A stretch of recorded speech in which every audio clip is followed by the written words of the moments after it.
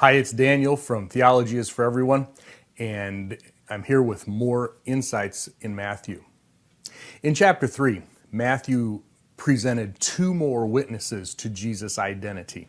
In chapters 1 and 2, he's already given us about 7 of them in Old Testament prophets and magi and Jesus' supernatural conception and his ancestry. Now he's going to give 2 more individuals. The first one is John the Baptist or John the Baptizer.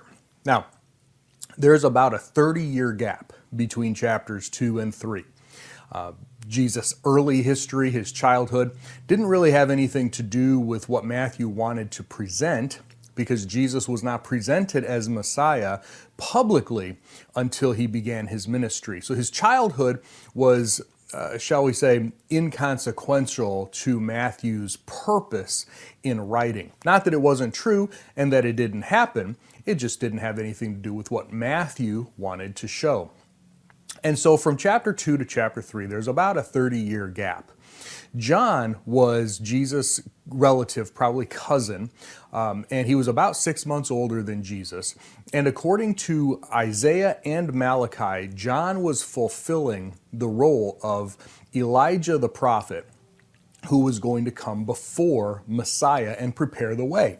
And Matthew quoted that in chapter 3, verse 3 from the book of Isaiah. The voice of one shouting in the wilderness, make straight or prepare the way for the Lord. So John was part of a priest's family. His dad was a priest. Some people actually think that John could have been the high priest, as far as in the line of the high priest. Whether that's true or not, I don't know. But he did serve as Jesus' forerunner, as far as carrying the message. And he preached a message, repent, for the kingdom of heaven is near, or is at hand.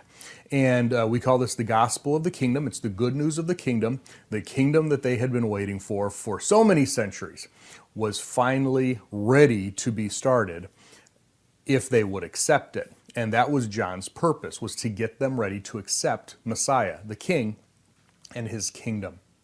And so he was baptizing people. Baptism was always a sign of identification with a speaker and his message.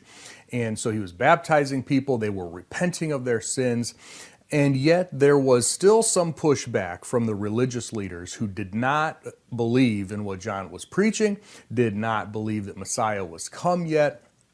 And so John warns them with harsh language that he's not going to do anything to them and Jews, but when Messiah does come, those who are against him will be punished. So John was really the last of the Old Testament prophets. I know we usually think of Matthew, Mark, Luke, and John as New Testament books, but the New Testament officially, from a theological standpoint, it doesn't start until after the cross. And so these were still Old Testament Jews living under the Old Testament law. And John was, I would call him, and many scholars do, the last of the great Old Testament prophets.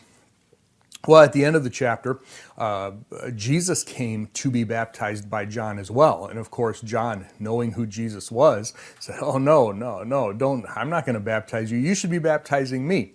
And Jesus said, it's the right thing to do at this time.